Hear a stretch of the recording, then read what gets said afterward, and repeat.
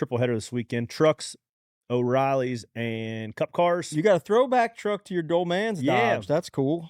So I go up there, and I'm like, "Oh, that looks pretty cool from the front," right? It's got white, it's got red on the doors, and it's got, like, I don't know, like, just yellow, not a particularly flattering color of yellow.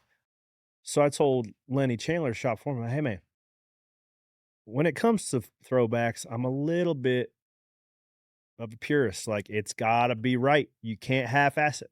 This thing had flow numbers. It better have flow yellow numbers on there. Call your decal guy up and put yellow numbers on this thing." Yeah, Really, fluorescent he yellow. did it.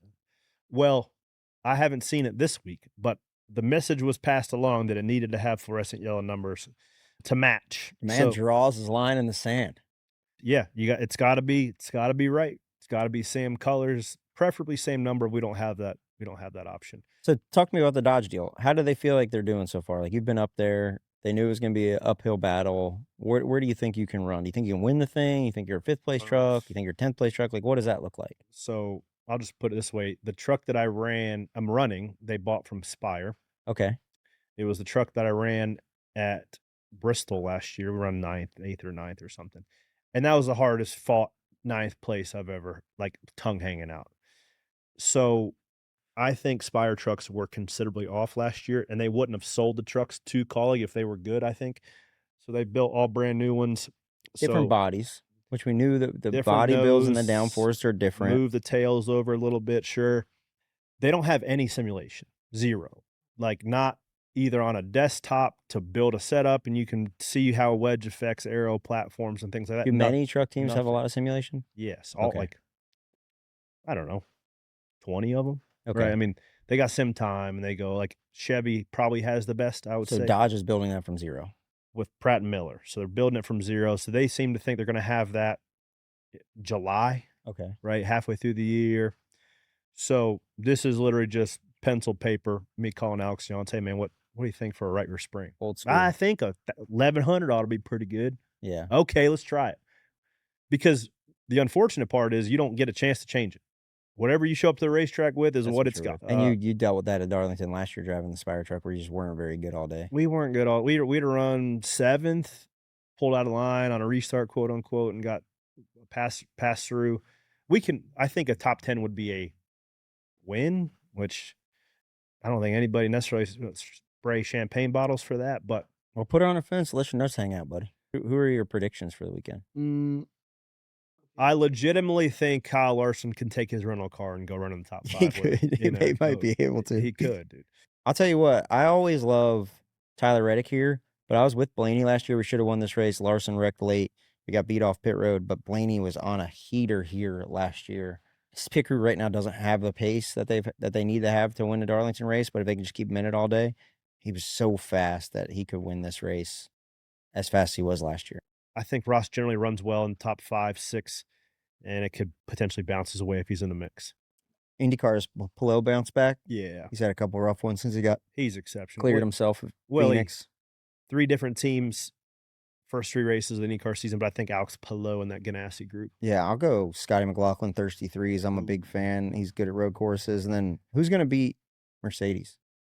Nobody. Ferrari might. I'd love to see Lewis up there. I mean, Mercedes has to have catastrophic issues for one of their 2 cars not to win. They are light years ahead of everybody else. So Kyra wants to know, why doesn't NASCAR do a world tour I don't know. either? We've been talking about there's a NASCAR Brazil series. Would love to go down, Check that out. go check that out.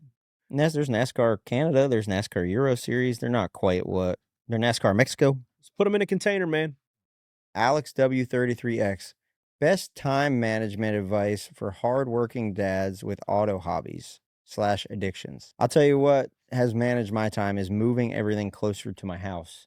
So I have my shop and my race shop closer to my house. So that way I can shut the doors of the race shop and be home in 5 minutes for dinner or be at softball. So I would say kind of getting everything. Any good time management starts with good preparation, cleaning up your tools, having everything prepared. My wife says this to me all the time.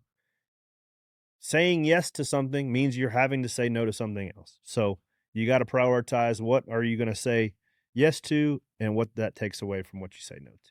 The next one's a hard-hitting question from Jamie Lee underscore one. I played baseball with and against Corey growing up.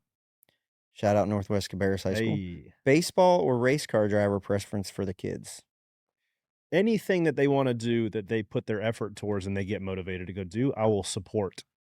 If that's baseball, it'll be considerably cheaper than what racing will be. If it's racing, I know how much that provided for my life and how obviously connected my family is to be able to go do that relatively inexpensive.